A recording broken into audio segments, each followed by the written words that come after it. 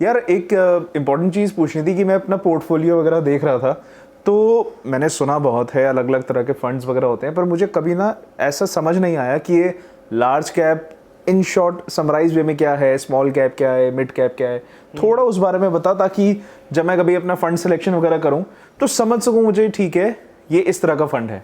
ठीक है, मतलब तू ये चाह रहा है कि तेरे पोर्टफोलियो में भी पड़ा है, बट आगे कभी अगर तुझे एडवाइजर बताए कभी और तो तुझे पता हो वो है क्या एग्जैक्टली। ट्रू। ठीक है, तो देख कोई बहुत बड़ा रॉकेट साइंस नहीं है। पहले तीनों को हम डिफ्रेंशिएट करते हैं कि उनका रोल क्या है, ठीक है। कौन लेता है उसे। अब लार्ज कैप एक वो कैटेगरी है जहाँ पे कंपनीज ऑलरेडी इस्टेब्लिश्ड है। एस्टैब्लिश्ड कंपनीज उसमें है लार्ज कैप। मतलब जो जिसको हम ब्लू चिप वर्ड यूज करते हैं, ओके। राइट, जिसके पास जैसे रिलायंस इंडस्ट्रीज की अगर हम बात करें, ये एक बड़ी कंपनीज में आती हैं, राइट। इन्फोसिस की मैं बात करूं तो ये बड़ी कंपनीज है जिनके पास बहुत अच्छी मार्केट कैप है। बड़ी कंपनी से क्या मतलब है, उनका नेट वैल्यू ज्यादा, नेटवर्थ ज्यादा, मार्केट कैपिटलाइजेशन। अच्छा, ओके। मतलब जो उनके मार्केट कैप है, जो इक्विटी शेयर्स हैं और जो ओनरशिप है वो बहुत अच्छी है मार्केट में।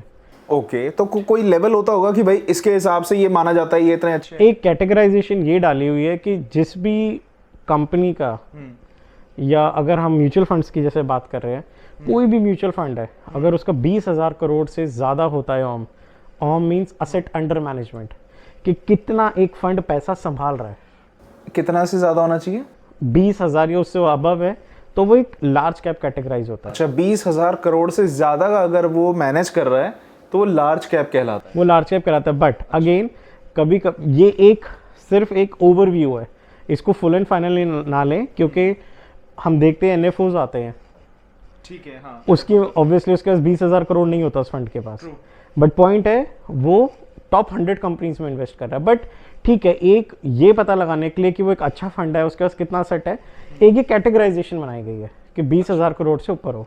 पर अगर मैं वापस इस पे जाऊं, लार्ज कैप, तो लार्ज कैप कौन लेता है, मतलब क्यों, कब लेता है? हाँ, अब ये जो क्वेश्चन आपने कहा कि कौन लेता है लार्ज कैप, राइट, उसके लिए है, देखो इन्वेस्टर हर एक जैसा नहीं होता। कई होते हैं जो कहते हैं ठीक है मेरा टाइम होराइजन, मतलब मैं कितना टाइम इन्वेस्ट कर रह सकता हूँ मार्केट में, ये कर सकता हूँ, वो 10 साल है, ठीक है, बट मैं सिर्फ और सिर्फ लार्ज कैप में रहूँगा। मैं इक्विटीज बाय कर रहा हूँ बट मैं इस्टेब्लिश कंपनीज में रहूँगा। मेरे को अल्फा, जिसको हम रिटर्न्स कह सकते हैं, कि हम जो भी बेंचमार्क से ऊपर जनरेट कर रहे हैं वो 1-2% ही ऊपर हो। मतलब लेट्स से अगर निफ्टी 50 ने 12% जनरेट करा, मुझे 13-14 मिल जाए, मैं हैप्पी, बट मैं ज़्यादा रिस्क नहीं लूँगा। अच्छा, इसको ज़्यादा थोड़ा मतलब टेक्निकल ना जाते हुए अगर समझे कि उसमें रिस्क थोड़ा कम रहता है। हाँ, क्योंकि वो इस्टेब्लिश है, वहाँ पे इतने बिग करेक्शंस आने की मतलब जो प्रोबेबिलिटी थी वो कम होती है। ऐसा नहीं है नहीं आएगा, नहीं आएगा। मार्केट अभी जब करेक्शन में आता है, या अभी थोड़े टाइम में पहले हमने देखा था जब गिर रहा था, डिप था, करेक्ट हुआ था, सेंसेक्स अगर हम देखें नीचे गिरा, 51 तक आया, बट वेयर एज अगर हम वही दूसरी कैटेगरी देखें, मिड और स्मॉल, वो 40 और 50% तक करेक्ट हो गए थे। लार्ज कैप में आप ये लगा लीजिए कि इस्टेब्लिश कंपनीज हैं, रिस्क बाकियों से थोड़ा कम होता है, ये नहीं होगा रिस्क नहीं है, बाकियों से कम। इक्विटी में जब भी आप आ रहे हो इट इन्वॉल्व्स रिस्क। अब इसके बाद हम आते हैं अगली कैटेगरी जो होता है मिड कैप। मिड कैप भी काइंड ऑफ एक वो कंपनीज जो बेसिक नहीं है, जो स्टार्टअप नहीं है, और ऐसा भी नहीं बहुत एस्टैब्लिश्ड है, वो इन बिटवीन है। तो ये मिड कैप के मतलब कोई एग्जांपल वगैरह? जैसे हम कह सकते हैं union bank, Apollo tyres. Okay, ये है कि इनके हम सुनते हैं बट ये लार्ज कैप में नहीं आते। ये नहीं है, ठीक है। और वेरेज अगर हम फंड वाइज, अगर हम म्यूचुअल फंड्स अगेन देख रहे हैं, तो वो कहता है कि 5,000 से 20,000 के बीच में जो भी जिसका असेट अंडर मैनेजमेंट है उसको हम मिड कैप में रखते हैं। बट अगेन अगर हम स्टॉक्स में आ जाए, अब कई फंड्स आप या कई स्टॉक्स सॉरी देखेंगे जिनकी मार्केट कैप 30-35 हज़ार है, बट वो तब भी मिड कैप में ट्रेड हो रहे हैं। क्यों? क्योंकि जो टॉप 100 कंपनीज हैं उनके पास जो ऑम है वो इससे ज़्यादा है। ओके। तो ये मैंने जैसे पहले बताया, ये क्राइटेरिया है बस फंड्स को बताने के लिए, ठीक है। और जैसे मैंने आपको एनएफओ का भी बताया, जब वो लॉन्च होता है वो मिड कैप हो सकता है, बट उसके पास ऑम 500 करोड़ भी होता है। ट्रू। और इसमें रिस्क कैसा रहता है? इसमें जो रिस्क रहेगा लार्ज कैप से ज़्यादा, स्मॉल कैप से कम रहेगा, राइट। और ये वही यूज़र लेगा, मतलब आप यूज़र कह लो, आप इंडिविजुअल कह लो, ये एक पर्सन कह लो, ये वही लेगा जिसका रिस्क एपिटाइट एक थोड़ा सा ऊपर होगा। जो रिस्क ले सकते हैं, जैसे यंग पर्सन जो 25 साल का हुआ, 28 साल का हुआ, वो एग्रेसिव होते हैं अपने इन्वेस्टमेंट्स में, they look forward for returns, तो वो जा सकते हैं बहुत ईजिली। ठीक है। बट हम कभी कभार देखते हैं जो 50 साल का हो जाता है, रिटायरमेंट लेने वाला है 55, वो कहता है ठीक है मैं 12% 10% से भी सुकून में मैं लार्ज में आ जाता हूँ। समझ गया। राइट। ठीक है।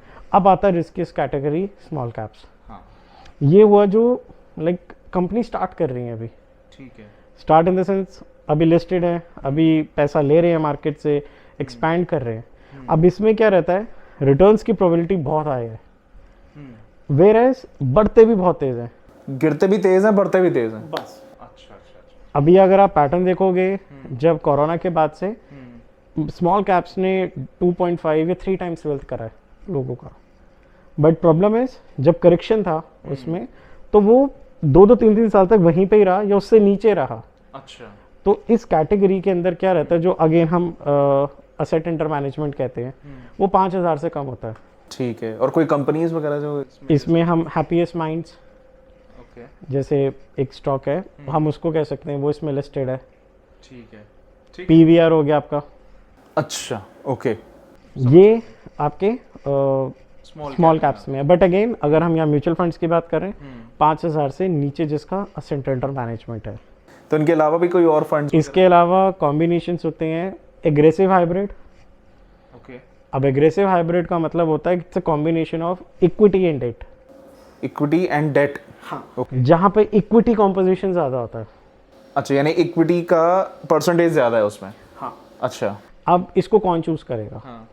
इसके लिए लेट्स से अगर आप एक पर्सन है जिसने इन्वेस्टमेंट करना है, टाइम होराइजन वो रखता है मैं 3, 3.5 या 4 साल है, और वो ये कहता है कि चलो ठीक है मैं थोड़ा सा इक्विटी एक्सपोजर ले सकता हूँ, बट प्योरली मेरे को डेट भी चाहिए। अच्छा। वो उसको ऑप्ट कर सकता है बैलेंस कैटेगरी को। इसमें उसको एडवांटेज रहता है कि उसको जो टैक्सेशन बेनिफिट मिलता है वो इक्विटी का मिलता है। अच्छा। राइट। इसमें जो कॉम्पोजिशन रहता है डेट का, वो तकरीबन 30% के आसपास रहता है, और उसका 70% तक जाता है। 65-70 वो भी रखेगा या उससे ऊपर जा सकता है। ओके। राइट। वो एग्रेसिव है। सेम वेरेज ऑपोजिट भी रहता है, डेट ओरिएंटेड भी होते हैं जिसको हम कंजर्वेटिव हाइब्रिड कहते हैं। वहाँ पे डेट कॉम्पोजिशन बढ़ जाएगा, इक्विटी कम हो जाएगा। Okay okay. राइट। फिर इसके बाद कैटेगरी और आता है ELSS। ओके। राइट। अब एक ये बहुत कैटेगरी है जो बहुत पॉपुलर हुई है। What is that? जैसे आपने देखा होगा हर इंसान जब इन्वेस्टमेंट्स करता है, राइट, वो हमेशा उसका एक क्वेश्चन होता है टैक्स के लिए क्या करूं बचाने के लिए, ATC के लिए क्या करूं। LIC में बहुत बड़ी कमिटमेंट है। चलो EPF, हर बंदा जॉब नहीं कर रहा होता तो उसका EPF का कंट्रीब्यूशन नहीं होता। अब ATC के लिए तो LIC ले, टर्म प्लान ले, या क्या क्या ले। तो एक ELSS एक लौता ऑप्शन है जो सबसे कम लॉक इन पीरियड में आता है। इसका जो लॉक इन पीरियड रहता है वो 3 साल रहता है।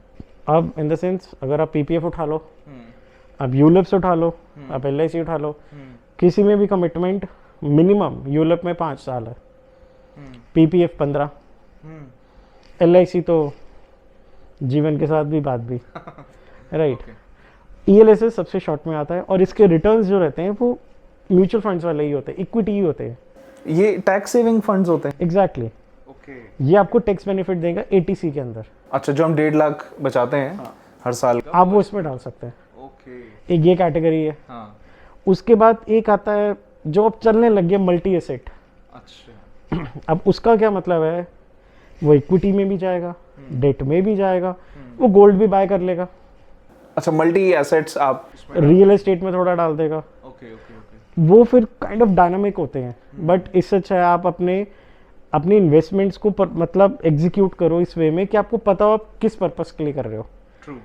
गोल बताओ। आपका गोल लॉन्ग टर्म है, आपको अपना क्राइटेरिया पता है कि किस लिए चाहिए, आपके पास पहली 3 कैटेगरी हैं, उनको एक्सप्लोर करो। या म्यूचुअल फंड्स में और जो कैटेगरीज आती हैं वो फ्लेक्सी कैप है, मल्टी कैप्स है। मल्टी कैप में रिस्ट्रिक्शंस है कि आपको स्मॉल, मिड एंड लार्ज में एक टेंटेटिव परसेंटेज है, वो रखना ही रखना है, 25% रखना ही रखना है। वेरियस फ्लेक्सी कैप में आपके ऊपर कोई कैपिंग नहीं है, लार्ज, मिड एंड स्मॉल में।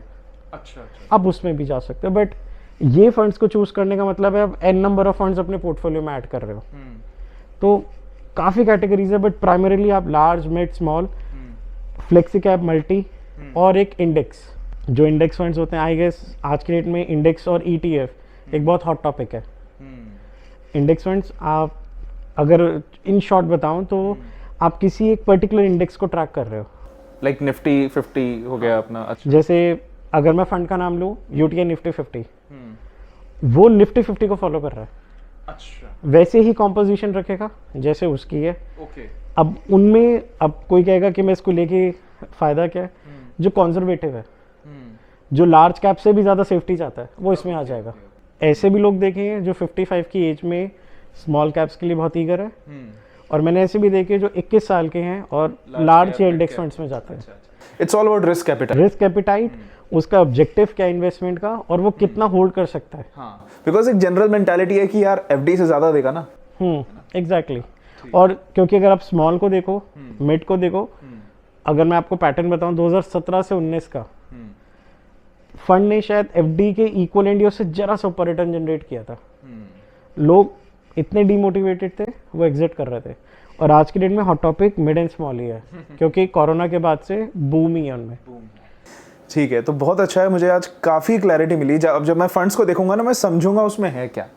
सो आपने देखा और समझा कि ये इतने सारे फंड्स जो हैं वो क्या हैं, एंड आई होप हमने बहुत ही ईजी लैंग्वेज में अच्छे से विद एग्जांपल्स आपको समझाया हो। सो अब आपके ऊपर है, जब आप सिलेक्शन करेंगे आपको पता है ये किस टाइप का फंड है।